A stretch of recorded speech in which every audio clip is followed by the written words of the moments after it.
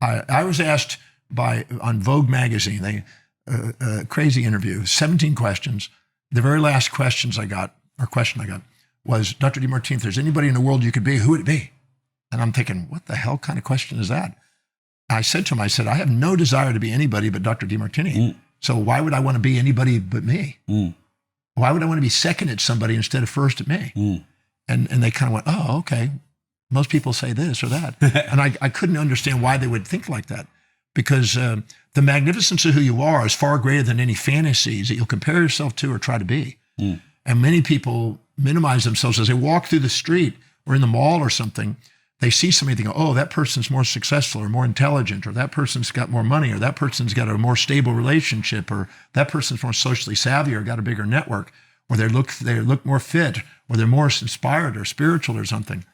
And I go, no, we have all those things in our own form, according to our own values, but we're not honoring them, because at the level of the essence of the soul, nothing's missing in us. And the things in our senses, we have this thought that we're missing it. We're too humble or too proud to admit what we see in others inside us. But the fact is, and I've proven this in the breakthrough experience, whatever you see in other people, you got. Yeah. But it's in your form. And if you don't honor your form, you're going to miss out on the potential that you can actualize in the creative world.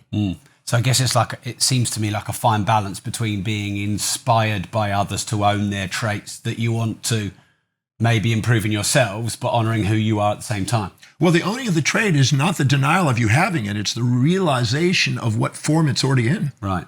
So if you honor somebody, it's not because they have something you don't. It's because you're too humble, you have it yet. And once you realize you have it, you then play in the same playing field.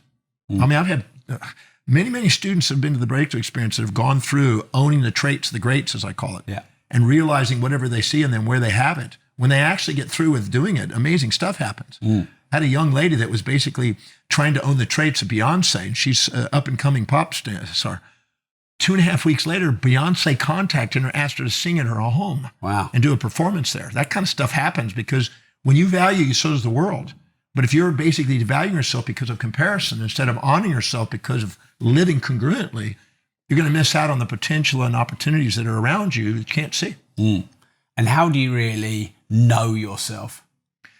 Well, the Delphic Oracle said, know thyself, be thyself, love thyself. Well, in all my studies, in the hierarchy of values, the highest value, which the ancient Greeks call the telos, is the highest value. That's the thing that is where our identity revolves around. Yeah. And I've done that in tens of thousands of people in Breakthrough.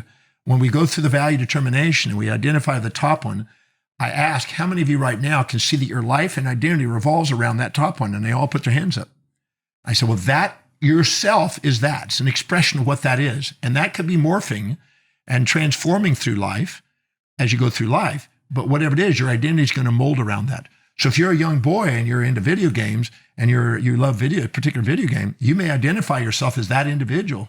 If you're in baseball, you may identify yourself as a great baseball player. Business, an entrepreneur. Family, a wife, a mother. Whatever it is, it's to be honored.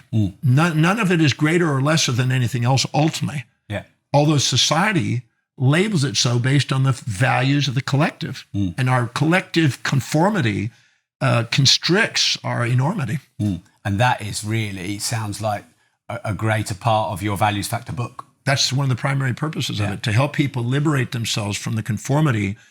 Ralph Waldo Emerson said, envy is ignorance and imitation is suicide. Trying to live in the shadows of others is not the way to shine across the world and make the biggest difference. How are you going to make a difference if you're fitting in? You're only going to make a difference if you stand out. Yeah.